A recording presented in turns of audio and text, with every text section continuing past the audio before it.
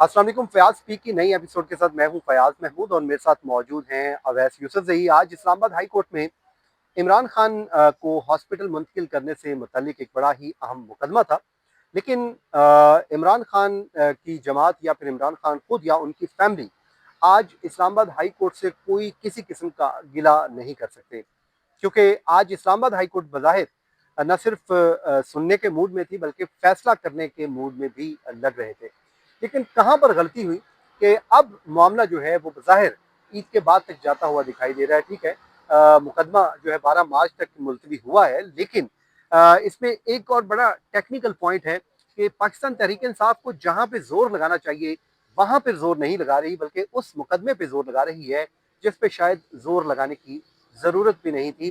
तो इस पूरे मुद्दे के ऊपर बात करते हैं। मेरे साथ मौजूद हैं अवैध। सबसे पहले तो आज की जो प्रोसीडिंग है उसका हमें बता दें कि आज की जो अदालती कार्रवाई है, आज एतजाज एहसन भी आए थे। उन्होंने आके कहा जी मुझे वकालतनामा नहीं करवाने दिया जा रहा, तो उस पर ऑर्डर भी कर दिया कोर्ट ने कि उनका करवा दिया जाए। तो क्या प्रोसीडिंग क्या थी, मांगा क्या था और हुआ क्या?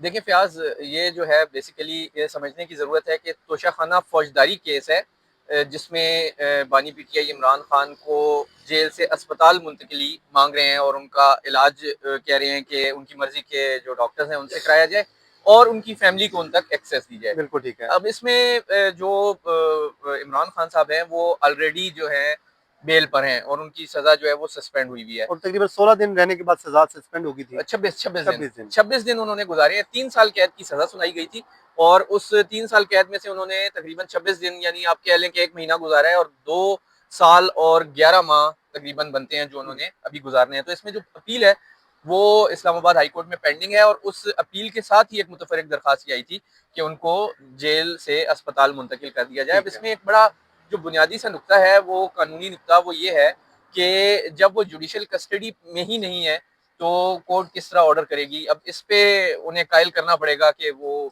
लतीफ़ खोसा क्या दलाइल देते हैं, क्योंकि आज जब उन्हें कहा गया कि जेल रूल और जेल मैनुअल वगैरह पढ़े तो वो उसकी तैयारी नहीं थी उनके पास तो और उन्होंने शायद कहा हो कि सकता है इसलिए तैयारी ना हो कि एक बंदा उस मुकदमे में कैद में ही नहीं है, तो वो कैसे कोर्ट को कायल करते हैं? ज़ाहिर सी बात है। अब देखिए ना, ये तो अब सारा जो बर्डन है वो लतीफ़ खोसा साहब पे आ गया है। लेकिन अब एतजाज़ अहसन साहब चूँकि इसमें आए हैं, एक बड़ा नाम है, सीनियर कानूनदान है और उन्होंने कहा है कि मुझे वकालतनामा साइन कराने की इजाज़त नहीं दी जा रही। और आज उन्होंने जिस तरह हिदायत कर दी है कोर्ट ने एडवोकेट जनरल को कि आप इनको वकालतनामा साइन करवा के दें, तो अगर इस पे अमल होता है तो वो ज़ाहिर सी बात है वो भी आर्गूमेंट्स करेंगे और वो कुछ अदालत की मुआवनत करेंगे। कोर्ट ने अब यही कहा है कि आप परसों तैयारी करके आएँ, अदालत की मुआवनत करें और हम इस मामले को डिसाइड करेंगे। इसमें अब 2-3 चीज़ें हैं जो हाँ। कॉन्ट्राडिक्शंस आ रही हैं।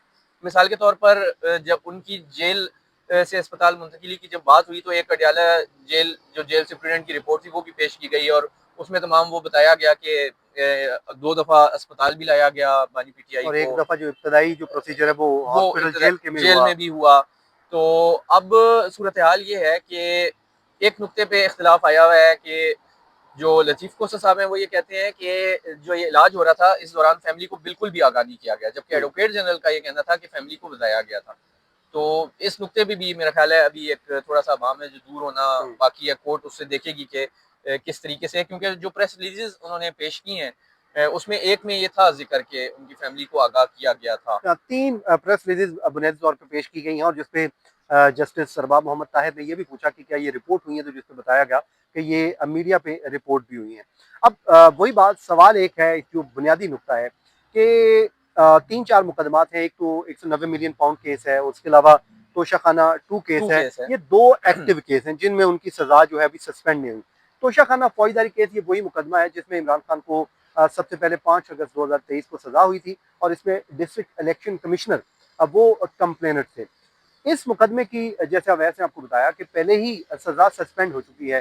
तो बीइंग अ कोर्ट रिपोर्टर, आप बड़े सीनियर कोर्ट रिपोर्टर हैं, तो आपकी कुछ समझ में आ रही है कि पीटीआई इस पे जोर क्यों लगा रही है, दूसरे मुकदमात पे जोर क्यों नहीं लगा रही जिसमें वो एक्टिवली जेल में है?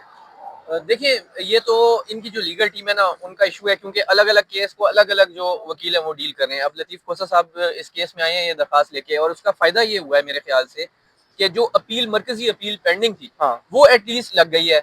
और कोर्ट ने ये सवाल भी किया है कि आप बताएँ कि इसमें हम अपील को सुनें या ये जो मुतफ़र्रिक़ दरखास्त है इसको सुनें। अब अपील देखें, इसमें सज़ा मुअत्तल हुई है और अपील पेंडिंग है और 3 साल कैद की सज़ा है। ये ज़्यादा सज़ा नहीं है, ऐसे हाँ। कम सजा कहा जाता है और अमूमन इसमें जो अपील है वो जल्द सुनी भी जानी चाहिए। बिल्कुल ठीक है। तो अब इसमें एक तो ये भी हो सकता है कि सजा चूंकि पहले ही मुअत्तल है तो अदालत इस अपील को डिसाइड भी कर सकती है हम्म। और अगर हो सकता है अपील डिसाइड हो और वो बरी हो तो मेरा ख्याल है ये भी तो एक रिलीफ ही होगा। तो वो रिलीफ ही एक होगा। तरह से उनको ये पता है चीजें कि वो बाकी केसेस में जो है अभी उन्हें जमानत नहीं मिली, तो जब तक उसमें जमानत नहीं होती तो इस कोर्ट का ऑर्डर जो है वो उस हद तक इम्प्लीमेंट नहीं होगा। मिसाल देता हूँ मैं आपको कि जब किसी भी केस में बेल होती है तो कोर्ट ये लिखती है कि इनको जमानत पर रिहा किया जाता है इतने श्योरिटी जमा कराने पे, और अगर वो किसी और मुकदमे में मतलूब नहीं है तो यस। उनको रिहा कर दिया जाए, ये एक वर्डिंग उसमें मेंशन होती है।